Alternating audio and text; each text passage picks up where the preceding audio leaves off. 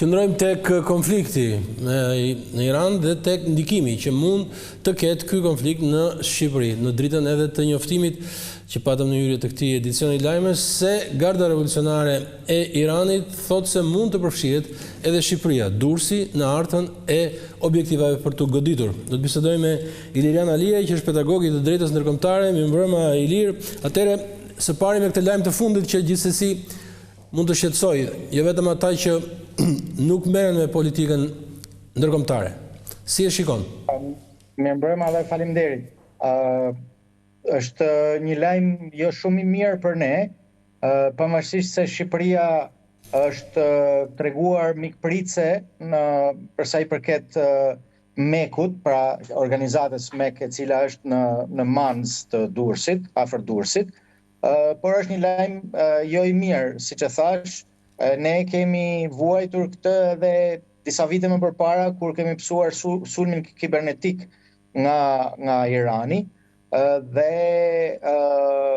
tashti ne shohim që në situatën e luftës, në këto 2 ditë e luftës, Irani po mundohet që të shkaktojë vetëm kaos, dhe sot ka goditur fatmirësisht pa pasoja edhe një bazë britanike në Qipro, dhe lajmi që ju sapo përcollët është unë besoj është një alarm edhe për ne.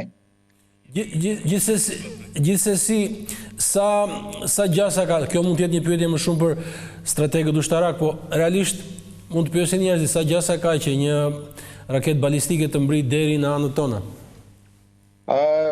Realisht ka gjasa, sepse ato kanë disa lloje raketash, duke filluar nga 300 km, pra largësia veprimit të raketës është 300 km deri në 2000 km, që përfshin edhe Shqipërinë. Dhe Shqipëria ka adoptuar qëndrimin e qartë pro-amerikan, pro-aleatit saj, kundër regjimit në Teheran. Si duhet ta shohim, si e shohim këtë pozicionim politik të Shqipërisë? Po ne nuk mund të bëjmë ndryshe. Mbi 90% e popullsisë është Shqipëria për qenë e rreshtuar me Shtetet e Bashkuara të Amerikës, kështu që edhe qeveria nuk besoj se mund të bënte një veprim të gabuar kësaj radhe. Kështu që edhe sigurisht që mund të kemi një kosto, sepse mund të sulmohemi, dhe siç e thash, Irani po kërkon që të bëj vetëm kaos, si në tregjet ndërkombëtare, por edhe duke goditur vendet e Xhirit Persik, për shembull.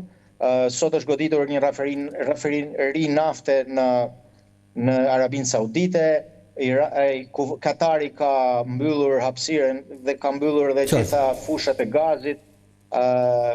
Është goditur edhe Omani, i cili ishte shteti negociator për Iranin, pra Bahreini, Kuvaiti, Iraku, fusha e Erbilit pra në Irak, pra janë gjithë që janë të përfshirë, dhe edhe ne fatkeqësisht mund të jemi të përfshirë.